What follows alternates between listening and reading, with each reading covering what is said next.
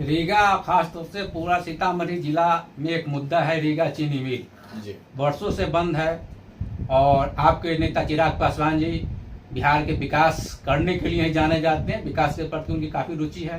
तो आपकी पार्टी और आप इस चीनी मिल को चालू कराने के लिए क्या कर रहे हैं और आपने क्या किया है?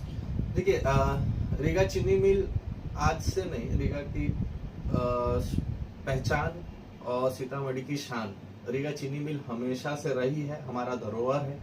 और हम लोग को गर्व है कि हमारे गांव में रीगा चीनी मिल थी, है और रहेगी भी। इन दिनों में न्यूज़ मिला है कि पहला उसका ऑक्शन में एक बेंगलोर की जो कंपनी है उन्होंने बीट किया हुआ था और पहला अनुदान उसका भर भी चुके हैं और उम्मीद है कि बहुत अच्छे तरीका से ये चालू होगी। पर जब रीगा चीनी मिल के बारे में कोई नहीं बोल रहा था तो सिर्फ पूरे बिहार में सिर्फ एक ही नेता है जो उन्होंने आवाज उठाया, वो है माननीय श्री चिराग पासवान जी। उनके documentary vision Bihar first Bihari first में सीतामढ़ी के अगर मुद्दा की बात करें, क्योंकि हर जिला की बात है, तो अगर सीतामढ़ी की बात करें तो एक आपको रीगा चीनी मिल और हमारी माँ सीता की जन्मभूमि जो विश्व के मानचित्र पे आए उसके लिए एक भव्य मंदिर हो, वहाँ पे बढ़िया फैक्ट्री का एनवायरनमेंट को लेके अच्छे से स्टैचू बने, वहाँ पे जिस तरह सरदार वल्लभ भाई पटेल की स्टैचू बनी है उसी तरह सीता जी की भी स्टैचू बने। वहाँ पे लोगों को रोजगार के लिए बहुत सारे छोटे छोटे इंडस्ट्री आए, रीगा चीनी मिल को पुनः चालू करें, इस तरह से उन्होंने एक ड्राफ्ट किया हुआ है जो हम लोग उसमें शामिल थे, हम लोग पढ़े भी थे कि तब उन्होंने आवाज उठाया। और उसी समय हमारा ये सोच था कि रीगा चीनी मिल, आज लोग आवाज उठा रहे कि रीगा चीनी मिल चालू होनी चाहिए, और उस समय हम आवाज उठाते थे कि रीगा चीनी मिल बंद क्यों पड़ी।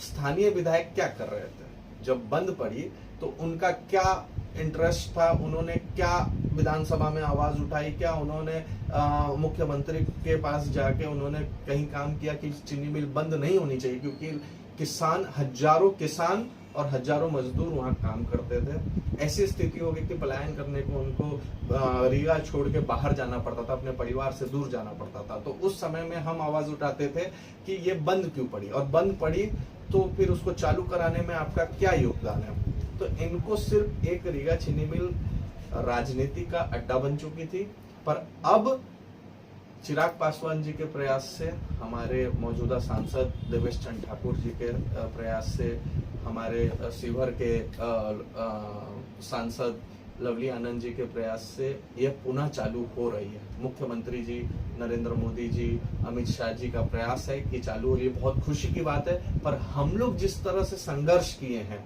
तो आज हम लोग को प्रसन्न हो रहा है, हम लोग कोई क्रेडिट नहीं ले रहे हैं। यहाँ के बहुत लोग क्रेडिट लेने की कोशिश की, ले भी रहे हैं, पर हमको क्रेडिट नहीं चाहिए।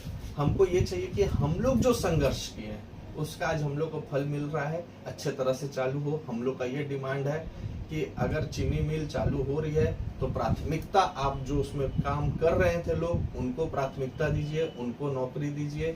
जो पहले से किसान लोग का जो पेमेंट बाकी था उसका अनुदान कीजिए, उसको पेमेंट करवाइए, और फर्स्ट प्रेफरेंस आप यहाँ के स्थानीय लोग को दीजिए। अगर बेंगलोर की कंपनी, तो ऐसा ना हो कि पूरा मैनेजमेंट बेंगलोर से आ जाए। अगर ऐसा होगा तो हम लोग फिर आवाज उठाएंगे, पर ऐसा नहीं होना चाहिए। प्राथमिकता आप रीगा सीतामढ़ी के लोग को दीजिए फर्स्ट लेयर में। सेकेंड लेयर पे आपको लग रहा है कि नहीं उसमें और टैलेंटेड लोग चाहिए, तो आप तब दूसरे लोग को लाइए। मुझे नहीं लगता है कि टैलेंटेड लोग की कमी है, क्योंकि रीगा चीनी मिल कई सालों से, अंग्रेजों के समय से चल रहा है, तो रीगा के ही लोग चला रहे थे, रीगा के ही किसान की वजह से चल रहा था, रीगा के ही मजदूर की वजह से चल रहा था, वहाँ के लेबर की वजह से चल रहा था, वहाँ के एम्प्लॉय की वजह से चल रहा था।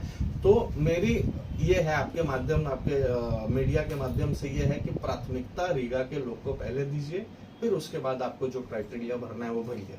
तो अगर ये नहीं आप करते हैं तो फिर से हम लोग खड़े होंगे, आवाज उठाएंगे। तो हम लोग के लिए बहुत खुशी की बात है कि रीगा चीनी मिल पुनः चालू हो रही है। समाज सेवा से जुड़े लोगों की खबर को देखने के लिए हमारे चैनल नव मिथिला को लाइक करें, कमेंट करें, शेयर करें। हाँ, सब्सक्राइब करना ना भूलिए। सब्सक्राइब कर अपना आशीर्वाद जरूर दें।